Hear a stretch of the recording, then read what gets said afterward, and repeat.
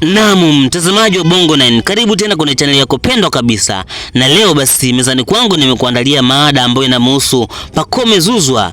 Mchezaji ambaye watu wengi wanafahamu ya kwamba ni majeruhi, jambo ambalo kiuhalisia sio kweli. Pacome hana majeruhi ya aina yoyote ile na ni mzima wa afya, bali kuna sababu ambazo zinampelekea Pacome ashindwe kucheza baadhi ya michezo ya Young Africans. Sasa kama unataka kufahamu ni sababu gani ambazo zimempelekea Pacome ashindwe kucheza kwenye michezo ya Young African, hakikisha kwamba una subscribe channel yetu ya Bongo9, lakini unaendelea kukaa nami mwanzo mpaka mwisho wa hii video.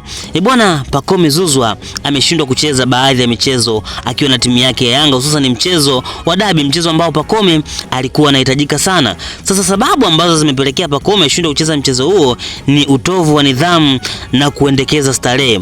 Bwana, unaambia kwamba baadhi ya viongozi wa Yanga waliweza kumfumania Pacome akila starehe, wakati huo Pacome alikuwa ametoroka kambini. Yani winga fundi kabisa, kama ambavyo tunamfahamu tabia zake zimekuwa ni tabia za kupenda starehe, basi alitoroka kambini na kuenda kwenye baadhi ya kumbi za starehe kula bata na totos. Bwana, sasa viongozi wa Yanga wakamkamata na wakaamua kumpa adhabu. Sasa kwa bahati mbaya kipindi amempa adhabu, dabi ndio ilikuwa imekaribia. Basi viongozi wa Yanga ikabidi waende kumuomba Pacome ya kwamba arudi uwanjani, arudi mazoezini ili aweze kucheza mechi ya dabi. Sasa kwa kuwa Pacome ni mtu ambaye anajeuri na anaamini kwamba yeye mpira anaujua, akasema ya kwamba mimi siwezi kuingia uwanjani, siwezi kucheza kwa sababu adhabu yangu ambayo mmenipatia haijaisha. Kwa hivyo basi subirini mpaka adhabu yangu iishe ndipo nitaingia uwanjani. Lakini viongozi wa Yanga wameshindwa kutuambia hili swala kwamba Pacome amesimamishwa kutokana na utovu wa nidhamu.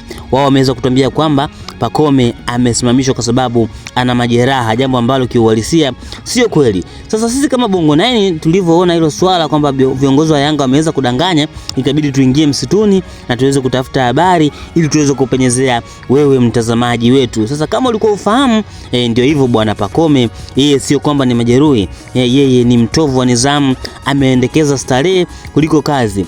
Na hii imekuwa ni kawaida sana kwa kijana wetu Pacome Zouzoua. Amekuwa ni mtu ambaye mara nyingi anaonekana kwenye kumbi za starehe akijivinjari huku akiwa amezungukwa na totos nyingi. Amekuwa ni kijana ambaye ni mlevi, na habari za ndani kabisa zinasadikika kwamba Pacome kipindi anasaini mkataba mpya na Yanga aliweza kusaini akiwa amelewa, na hii ikapelekea yeye kuweza kusaini mkataba mrefu na malipo yake yakawa madogo. Sasa sijajua ni kitu gani ambacho kimekuwa kimsibu Pacome. Amekuwa ni mtu ambaye anaendekeza starehe mpaka viongozi wa Yanga ambao wanaongozwa na Engineer Saidi imepelekea muda sasa wameamua kuweza kumsimamisha kucheza baadhi ya mechi zao. Lakini wao wanatudanganya, wanasema kwamba Pacome yeye ni mtu ambaye ana majeraha, jambo ambalo kiuhalisia sio kweli kabisa. Pacome ni mzima wa afya. Na of course kwa binafsi yangu mimi naweza kuzungumza kwamba kile kitu ambacho uongozi wa Yanga wamekifanya ni uhakika asilimia zote, kwa sababu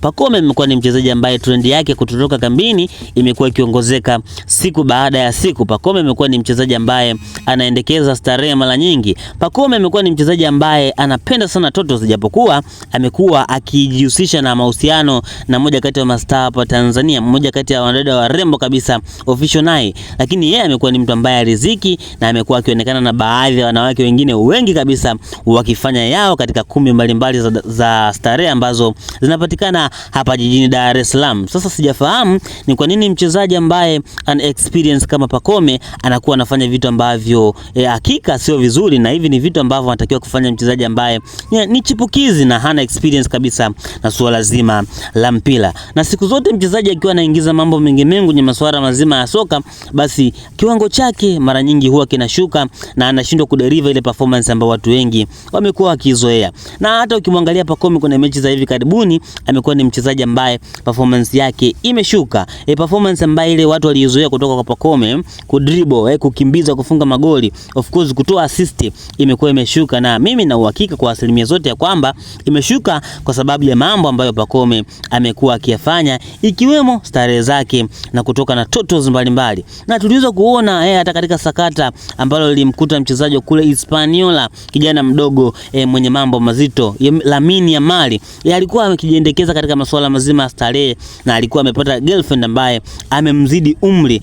Bwana, pale kidogo kijana performance yake iliweza kushuka, lakini pale ambapo aliweza kuachana na hayo mambo ya starehe na kuachana na huyo girlfriend wake, mwisho wa siku basi Lamine Yamal kiwango chake kiliweza kupanda, na hivi tunavyozungumza Lamine Yamal ameweza kuhusika katika magoli mengi sana katika mechi 13 mfululizo. Yani kuna mechi 13 mfululizo kama hajafunga basi Lamine Yamal amekuwa akiassist. Bwana, hii ni Bongo 9. Kitu cha msingi ningependa kukumbusha kusubscribe channel yetu, lakini pia usisahau kulike, kucomment na kushare na watu wengine. Kutoka mwanzo mpaka mwisho ulikuwa nami presenter wako wa siku zote Rich Mo TZ. Mpaka wakati mwingine kwenye masuala mazuri kama haya. Bye.